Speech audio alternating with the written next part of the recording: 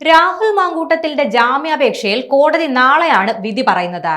നാളെ അന്തിമവാദം കേട്ടതിന് ശേഷമായിരിക്കും കോടതി വിധി പറയുക. എന്നാൽ കോടതി രാഹുലിന്റെ അറസ്റ്റ് തടഞ്ഞിട്ടില്ല. സെഷൻസ് കോടതിയിലെ അടച്ചിട്ട കോടതി മുറിയിലായിരുന്നു ജാമ്യാപേക്ഷയിലെ വാദം നടന്നത്. സ്വകാര്യതയെ ബാധിക്കുന്ന വിവരങ്ങളുള്ളതിനാൽ വാദം അടച്ചിട്ട മുറിയിൽ വേണമെന്ന് രാഹുൽ മാങ്കൂട്ടത്തിൽ ആവശ്യപ്പെട്ടിരുന്നു.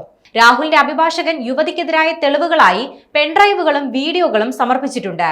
അഡ്വക്കേറ്റ് ശാസ്തമംഗലം അജിത് കുമാറാണ് രാഹുൽ മാങ്കൂട്ടത്തിന് വേണ്ടി കോടതിയിൽ ഹാജരായത്. ബലാത്സംഗവും ഗർഭചിത്രവും ഒഴികെ പരാതിക്കാരി ഉന്നയിച്ച എല്ലാ കാര്യങ്ങളും രാഹുൽ മാങ്കൂട്ടത്തിൽ അംഗീകരിച്ചിട്ടുണ്ട്. പെൺകുട്ടിയുമായി പരിചയമുണ്ട്, പ്രണയബന്ധമുണ്ടായിരുന്നു, പെൺകുട്ടി പറഞ്ഞതുപോലെ ഫ്ളാറ്റിൽ എത്തിയിട്ടുണ്ട് തുടങ്ങിയ കാര്യങ്ങൾ മുൻകൂർ ജാമ്യാപേക്ഷയിൽ അംഗീകരിക്കുന്നുണ്ട്. എന്നാൽ ബലാത്സംഗം ചെയ്തിട്ടില്ലെന്നും ഗർഭചിത്രം ചെയ്തിട്ടില്ലെന്നുമാണ് രാഹുലിന്റെ നിലപാട്. ജാമ്യം അനുവദിക്കുന്നത് തെളിവുകൾ നശിപ്പിക്കാൻ കാരണമായേക്കാമെന്നും കേസിൽ കൂടുതൽ തെളിവുകൾ ശേഖരിക്കേണ്ടതുണ്ടെന്നും രാഹുൽ സ്ഥിരം കുറ്റവാളിയാണെന്നും പ്രോസിക്യൂഷൻ വാദിച്ചു. അന്വേഷണവുമായി രാഹുൽ സഹകരിക്കുമെന്ന് രാഹുലിന്റെ അഭിഭാഷകൻ കോടതിയെ അറിയിച്ചു. എന്നാൽ അന്വേഷണവുമായി രാഹുൽ ഒരു തരത്തിലും സഹകരിക്കില്ലെന്ന് പ്രോസിക്യൂഷൻ മറുവാദം ഉന്നയിച്ചു. ഡിജിറ്റൽ തെളിവുകൾ സമർപ്പിച്ചിട്ടുണ്ടെന്ന് പ്രതിഭാഗം കോടതിയെ അറിയിച്ചിട്ടുണ്ട്.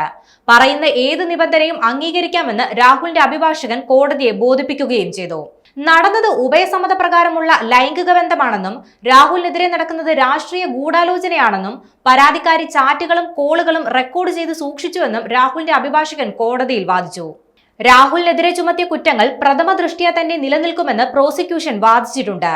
ബലാത്സംഗം നടന്നതിന് തെളിവുകളുണ്ട് എന്നും അതിജീവിത ഗർഭിണിയായിരിക്കുന്ന അവസ്ഥയിൽ പോലും ബലാത്സംഗം ചെയ്യുകയും ശേഷം അശാസ്ത്രീയമായി നിർബന്ധിത ഗർഭചിത്രം നടത്തിയെന്നും പ്രോസിക്യൂഷൻ വാദിച്ചു. യുവതിയെ രാഹുൽ ക്രൂരമായി ഉപദ്രവിച്ചിട്ടുണ്ട്. അവരെ കടുത്ത മാനസിക സമ്മർദ്ദത്തിലേക്ക് രാഹുൽ തള്ളിവിട്ടു എന്നും പ്രോസിക്യൂഷൻ കോടതിയിൽ പറഞ്ഞു.